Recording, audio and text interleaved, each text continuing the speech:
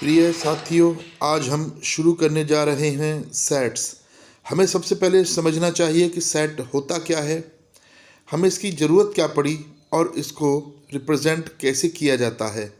सबसे पहले यह प्रश्न कि सेट होता क्या है। तो कलेक्शन ऑफ एलिमेंट्स, जैसे हम कलेक्शन करना चाहें उन चीज़ों का जिन्हें हम देख सकते हैं, तो हमारे दिमाग में आएंगे पेड़, मोबाइल फ़ोन, इस पपी या कुछ व्यक्ति।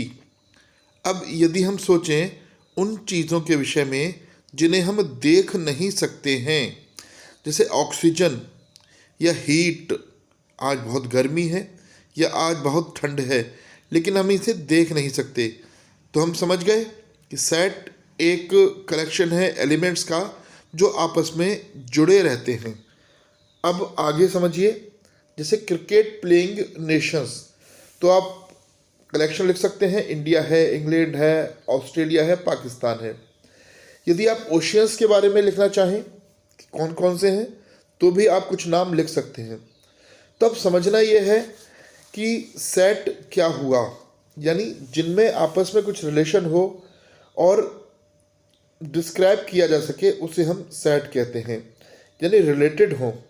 अब यदि मैं पूछूं गुड टीचर्स, तो ये अलग अलग डेफिनेशंस में आ जाएगा, या फिर कहा जाए इंटेलिजेंट स्टूडेंट्स, तो किसे इंटेलिजेंट कहेंगे? जो अच्छा खेलते हैं या जो बहुत अच्छा मैथ पढ़ते हैं या साइंस में अच्छे हैं। तब यहाँ जुड़ेगा कि वेल डिफाइंड, यानी जिसके विषय में एक शब्द बोलकर आप पूरा का पूरा बता सकें उसे कहते हैं सेट। इसको हम इस प्रकार भी समझ सकते हैं कि a set is a well defined collection of objects. ये डेफिनेशन मैंने आपके सामने लिख दी है, आप नोट भी कर लो। इस डेफिनेशन को विभिन्न प्रकार से समझा जा सकता है, लेकिन ये हमें याद होनी चाहिए और कॉन्सेप्ट हमारे दिमाग में एकदम बैठा रहना चाहिए। तो साथियों, आगे हम बढ़ेंगे इसको और अच्छे से समझने के लिए। सेट को करली या मझोले ब्रैकेट में लिखा जाता है और जो अंदर लिखे गए हैं ये इसके एलिमेंट्स या अवयव हैं। अब ये एक सेट का एग्जाम्पल है जिसको कहा गया कि नेचुरल नंबर्स। ये भी एक सेट है जिसमें आपको एलिमेंट्स एक पर्टिकुलर टाइप के हैं। और ये भी एक सेट है वॉबल्स का सेट, जिसके अंदर केवल वॉबल्स हैं। अब देखिए, डिस्टिंक्ट का अर्थ है जिसमें विभिन्न चीज़ें आएंगी। इस वाले सेट में ये जो एलिमेंट हैं 1 1 और 2 2 लिखा गया है, एक ही एलिमेंट्स को रिपीट किया गया है, इसलिए ये सेट का एग्जाम्पल नहीं है। डिस्टिंक्ट यानी विभिन्न अवयव इसमें हों, ये भी हमें समझना चाहिए। और अब कुछ सिंबल्स जो हमने पहले भी पढ़े हैं, जिनका अर्थ हमें समझना है, हमें पहले हो सकता है पता हो, फिर भी एक बार पुनः देख लेंगे। जैसा ये है एप्सिला, जिसे हम कहते हैं बिलोंग्स टू, यानी कोई चीज़, कोई एलिमेंट कहीं से संबंधित है, या मैं इस क्लास से संबंधित हूँ, या आप जो छात्र हैं इस 11th क्लास से जुड़े हुए हैं। ये सिंबल है फॉर ऑल, यानी सभी के लिए, सभी अवयवों के लिए। अब देखिए, ये उल्टा करके लिखा गया है। इस उल्टे ई का अर्थ होता है देयर एग्जिस्ट्स। अब देखिए, ये सीधा डंडा खींचा या 2 बिंदी लगा दी, इनमें से कोई एक सिंबल यूज होगा। इसका अर्थ होता है सच दैट, यानी ऐसा है कि, पूरा अर्थ है इसका। और सेट में ये सिंबल ही यूज होंगे। अब इसे हम जानते हैं एन, यानी नेचुरल नंबर्स, यानी प्राकृतिक संख्याएं जिनसे हम काउंट करते हैं, 1 2 3 आदि आदि। ये जेड हैं जिसे हम इंटीजर बोलते हैं, ठीक है। और इसके साथ में एक होता है होल नंबर्स, ये भी हम जानते हैं, जीरो सहित सभी प्राकृतिक संख्याओं को होल नंबर्स कहते हैं। ये भी हमें समझना चाहिए। और ये इंटीजर्स पर आ जाइए। अब ये इंटीजर्स माइनस में भी होते हैं और पॉजिटिव भी होते हैं। नंबर लाइन पे हम लिखते हैं ना, प्लस के 1 2 3 और माइनस के 1 2 3। अब यहाँ पर समझना ये है कि ये बटे में नहीं होंगे। बटे में यानी दशमलव में, यानी 0.2, 0.5 ऐसे नहीं होंगे। ये है रेशनल नंबर। रेशनल नंबर यानी जिन्हें हम P/Q के फॉर्म में लिख सकते हैं और Q 0 नहीं हो, उन्हें हम रेशनल नंबर कहते हैं। जैसे 1/2, 3/2। और अगर केवल हम 2 लिखें तो क्योंकि 2 के नीचे 1 लगाया जा सकता है, इसलिए ये भी रेशनल नंबर है। तो ये सब चीज़ें हमने 11th क्लास में 9th क्लास में समझ चुके हैं। अब आगे आते हैं आपके आर फॉर रियल नंबर्स, यानी जिसमें रेशनल भी हो और इरेशनल भी हो। ये भी हमने 9th में समझा है। अब देखिए जेड के ऊपर प्लस लगा दिया। अभी जैसे पहले बताया था कि जेड फॉर इंटीजर्स यानी जो माइनस में भी होते हैं प्लस में भी होते हैं, लेकिन यानी धन पूर्णांक और ऋण पूर्णांक। लेकिन जब जेड के ऊपर आप प्लस लगा दोगे तब केवल धन पूर्णांक ही आएगा। ये हम अच्छे से समझ लें। इसी तरह ए के ऊपर प्लस लगा देना या आर के ऊपर प्लस लगा देना, इनका अर्थ है कि सभी पूर्णांक पॉजिटिव ही हैं, यानी धनात्मक ही लिए गए हैं। और अब शुरू होता है रिप्रेजेंट्स ऑफ सेट्स। तो साथियों, सेट को 2 प्रकार से प्रदर्शित किया जाता है। एक तो रोस्टर फॉर्म जिसका दूसरा नाम होता है टेबुलर फॉर्म, यानी सेट ऑफ लिस्टेड एलिमेंट्स। इसको हम रोस्टर फॉर्म कहते हैं। अब ये कैसे? देखिए, सबसे पहले मझोले ब्रैकेट में ही लिखा जाता है, ये तो आप समझ गए होंगे सेट को। बस इस कर्ली ब्रैकेट्स और ये इसके एलिमेंट्स हैं। तो जैसे मैंने लिखा 1 2 3 4 सेट ऑफ लिस्टेड नंबर्स, है ना। और दूसरा होता है set builder form.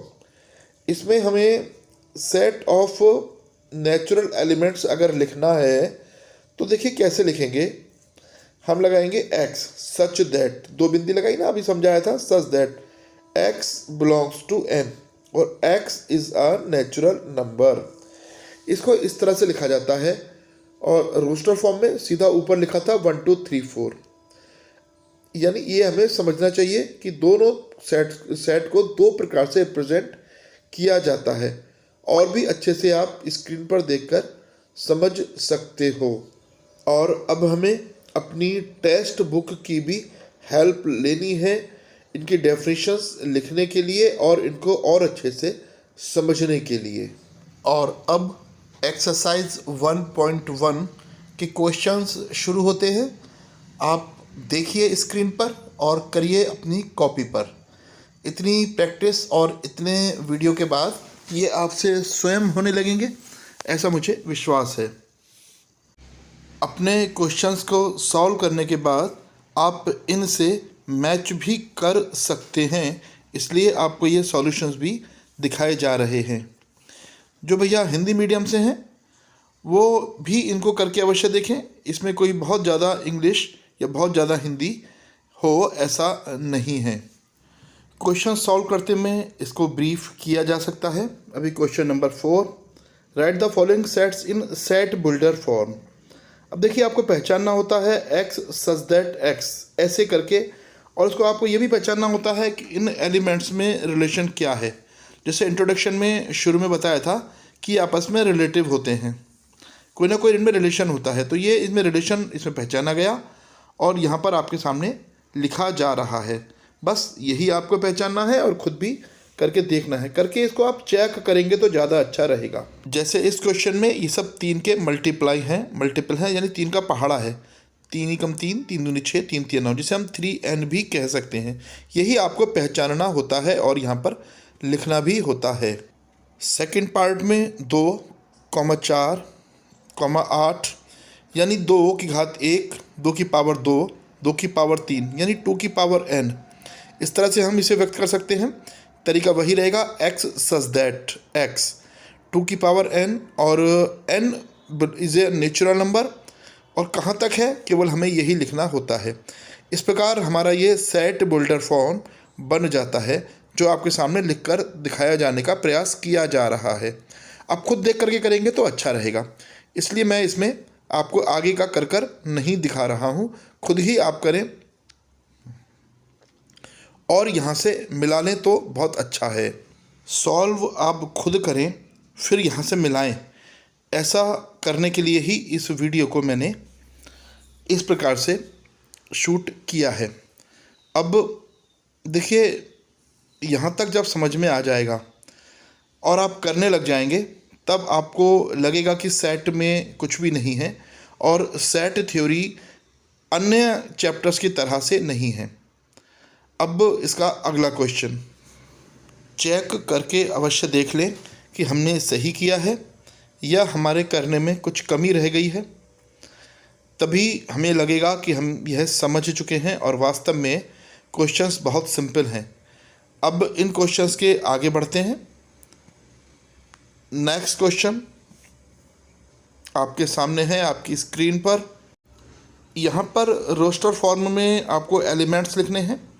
Roster form या सेट बिल्डर फॉर्म सिर्फ ऐसे ही समझ सकते हैं आप, जैसे ट्रांसलेशन करना हिंदी से इंग्लिश में या फिर इंग्लिश से हिंदी में। इसमें आपको केवल एलिमेंट्स पहचान कर लिखने होते हैं। बस एलिमेंट्स पहचानिए और सीधा लिख दीजिए। ये आपका फॉर्म है रोस्टर। जैसे पहले क्वेश्चन में एलिमेंट पहचाने और हमने लिख दिया, ऐसे ही सभी पार्ट्स हम इसी तरह से सॉल्व करेंगे और फिर लास्ट में चेक कर लेंगे। एलिमेंट्स जो हम अब तक लिख चुके होंगे स्क्रीन पर देखकर, उन्हें हम अपनी कॉपी से मिला सकते हैं। यदि कोई न्यूनता है, कोई कमी है, तो उसे भी हम दूर कर सकते हैं। और देखिए, आगे के जो क्वेश्चंस हैं उसमें हमें मैच द फॉलोइंग करना होता है, यानी लिखे हुए हैं पहचान करके लिखना है। ये हम तभी कर पाएंगे जब हम इन क्वेश्चंस को ठीक से समझ चुके होंगे कि हमें कैसे एलिमेंट्स लिखने होते हैं। और आपके सामने नेक्स्ट क्वेश्चन। अच्छा तो यह है कि मैच द फॉलोइंग में हम पहले सेट के एलिमेंट्स को लिख लें, जिससे हमें मिलाने में सुविधा हो जाएगी। जिसे आपके सामने पहले ऑप्शन पर लिखा गया है, इसी तरह से आगे आप स्वयं लिखें। सभी एलिमेंट्स जो हम लिख चुके हैं उन्हें हम बड़े आराम से अब यहाँ पर मैच कर सकते हैं। देखिए कितना सरल ये हमारा हो चुका है। बस हमें एलिमेंट्स लिखना आना चाहिए, जिसकी प्रैक्टिस हम पिछले क्वेश्चंस में कर चुके हैं। तो साथियों, एग्ज़ाम के हिसाब से हमारा ये चैप्टर बहुत इम्पोर्टेंट है। करेक्शंस अपने हमने ठीक कर लिए होंगे। अपना प्रयास करिए, अपने अपने क्वेश्चंस करिए और फर्स्ट पार्ट और सेकंड पार्ट में जो आपके मैच द फॉलोइंग है, इसमें हमने मैच बड़े सरलता से कर सकते हैं। बस इस तरह से आपकी एक्सरसाइज बड़े आराम से आपकी समझ में आ गई होगी, ऐसा मुझे पूरा विश्वास है। और साथियों, इस तरह सेट थ्योरी का बेसिक कॉन्सेप्ट के साथ हमारी ये पहली एक्सरसाइज पूरी हो गई होगी। डिफरेंट सिंबल्स जो हमने इसमें पढ़े थे हमारी समझ में आ गए होंगे। किसी क्वेश्चन में यदि कोई प्रॉब्लम है तो आप इस वीडियो को एक बार फिर से देख सकते हो। किसी भाषा में संबंधित, चाहे हिंदी में या इंग्लिश में, तो ये आपके सामने रिपीट की जा सकती है। किसी क्वेश्चन को भी आप फिर से पूछ सकते हो सामने बैठकर। इस तरह हमारी एक्सरसाइज अब संपन्न होती है। भारत माता की जय। यदि इस क्वेश्चन को पूरा देखना चाहें तो वीडियो को आगे चलने दें, वरना यहीं पर स्टॉप कर सकते हैं। चैनल पर वीडियो का समय बढ़े ऐसा कोई भी उद्देश्य नहीं है। एक बार फिर से भारत माता की जय।